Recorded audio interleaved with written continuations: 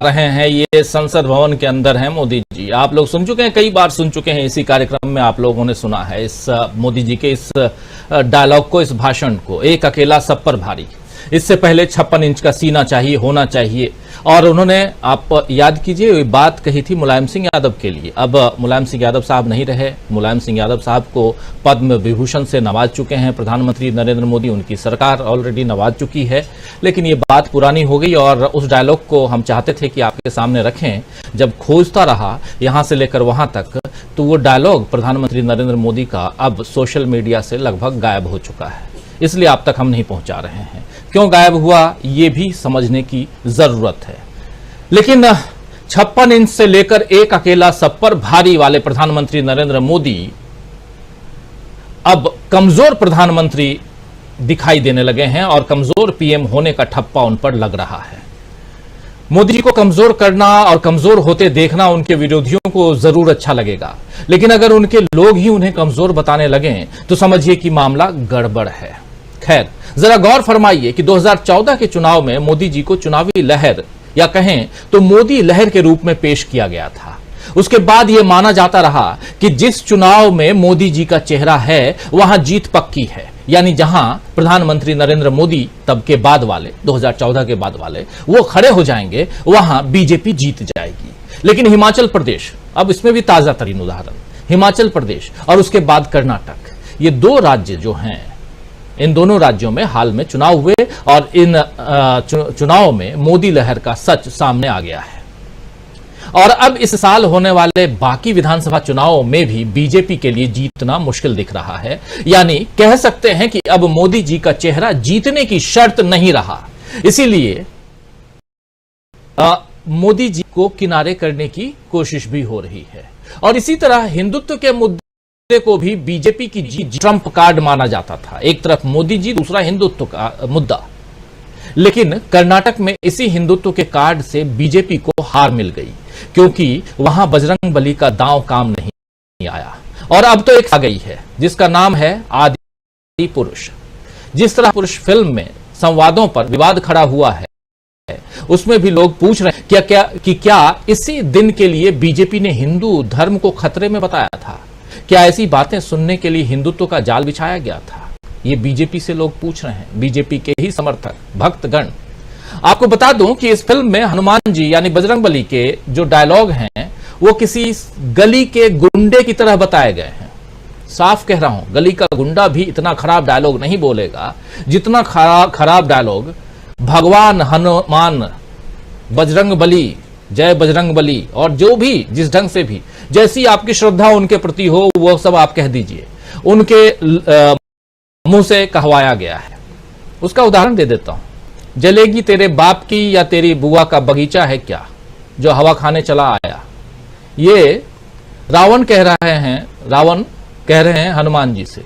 हनुमान जी भी कुछ और कहते हैं। चलिए, ये सब आप जब फिल्म देखेंगे तो आपको समझ में आ जाएगा। आपको बता दूं दोस्तों कि इस फिल्म पर न केवल कला जगत के लोग नाराज हो रहे हैं, बल्कि हिंदू सेना ने तो इसके खिलाफ अदालत में याचिका भी लगा दी है। यानी जो लोग अब तक बीजेपी के साथ हिंदुत्व की रक्षा के लिए खड़े हो जाते थे, उन्हें भी अब राजनीति के लिए धर्म के इस्तेमाल का खतरा नजर आ रहा है।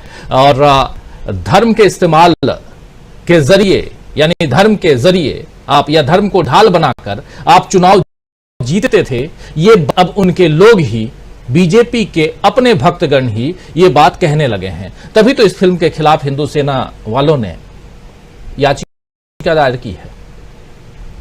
बीजेपी अपनी मजबूती दिखाने के लिए आप अक्सर ये बताती है कि दुनिया में मोदी जी की कितनी वाहवाही होती है, वैश्विक नेता उन्हें कितना सम्मान देते हैं, अमेरिका के राष्ट्रपति उनसे ऑटोग्राफ मांगते हैं, ऑस्ट्रेलिया के प्रधानमंत्री उनको बॉस कहते हैं, रॉक स्टार कहते हैं। लेकिन ये गुब्बारा भी उस वक्त फूट गया जब G20 की अध्यक्षता कर रहे भारत ने श्रीनगर में G20 के वर्किंग ग्रुप की बैठक की थी, मगर उसमें चीन, टर्की, सऊदी अरब और हिस्सा नहीं लिया था। आपको याद होगा, चीन ने कश्मीर को एक विवादित क्षेत्र करार देते हुए श्रीनगर में होने वाले बैठक में शामिल होने से इनकार कर दिया था।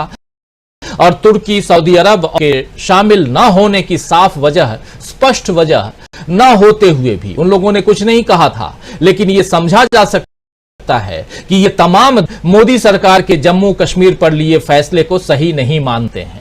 यानी मोदी जी यहां भी कटघरे में हैं।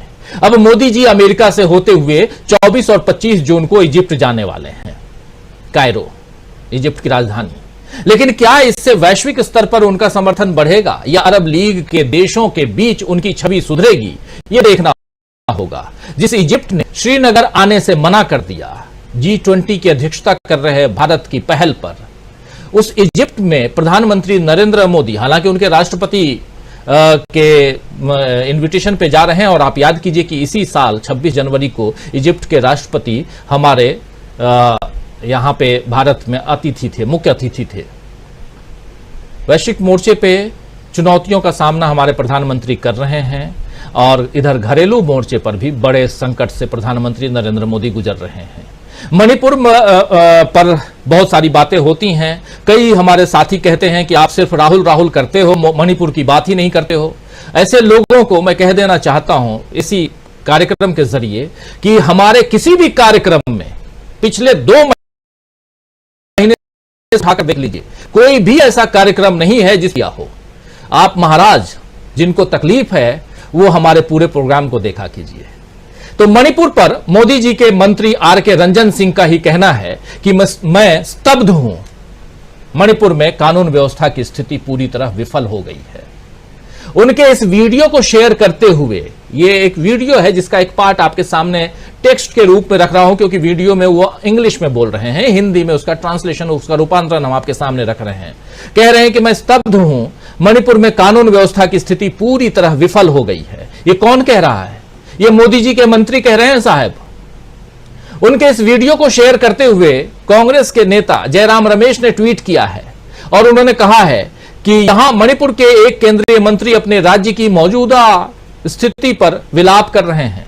मणिपुर जल रहा है, लेकिन प्रधानमंत्री अभी भी चुप हैं। वो अपनी अमेरिका यात्रा की तैयारियों में व्यस्त हैं। ये देख लीजिए, आप कह रहे हैं अमेरिका जाने वाले हैं, अभी 21 तारीख को योग करेंगे वहां पे जाके प्रधानमंत्री नरेंद्र मोदी। लेकिन यहां जो कुछ हो रहा है इस पर अभी तक चुप्पी साधे हुए हैं। आखिर क्यों? तो मणिपुर से लेकर के और तमाम चुनावों में क्या कुछ हो रहा है, वहां प्रधानमंत्री नरेंद्र मोदी किस दिशा में जा रहे हैं, यह सब हम चर्चा करेंगे आज। किस तरह मुश्किलों से घिर गई है मोदी जी की कुर्सी, और क्या सेंगोल के सहारे वो इस कुर्सी को बचा पाएंगे? याद है ना सेंगोल, राजदंड, जिसका हिंदी रूपांतरण है।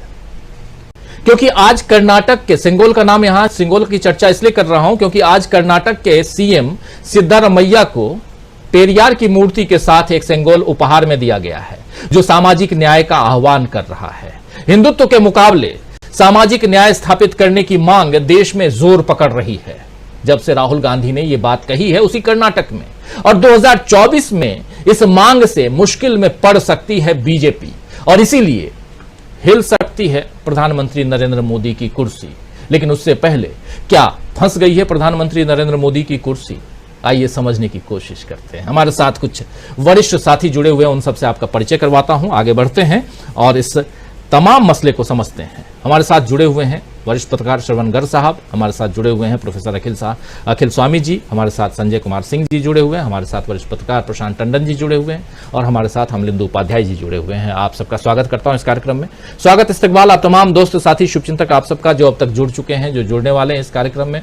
दोस्तों, चर्चा जो करने वाले हैं आपके सामने रख चुका हूं, और सीधा सबसे पहले पहला कमेंट लेने के लिए आना चाहता हूं प्रोफेसर अखिल स्वामी जी आपके पास ही। किस रूप में देखा जाए? प्रधानमंत्री की तरफ भी बढ़ेंगे, 5 राज्यों के चुनाव है उसका विश्लेषण भी करेंगे, विपक्षी एकता की बात भी करेंगे और समझने की कोशिश करते हैं। हम बात इधर उधर की बहुत करते हैं, हम राहुल गांधी की भी बात करते हैं, विपक्षी एकता की भी बात करते हैं, लेकिन जरा प्रधानमंत्री नरेंद्र मोदी की आज बात करते हैं कि कैसे फंसी हुई है उनकी कुर्सी। जी स्वामी साहब। देखिए राजीव जी, आपके प्रबुद्ध श्रोता ने जो बात कही कि आप मणिपुर में बात क्यों नहीं करते हैं, लेकिन आज ज्यादा करते हैं। देखिए, वास्तविकता में सब प्रबुद्ध लोग बैठे हुए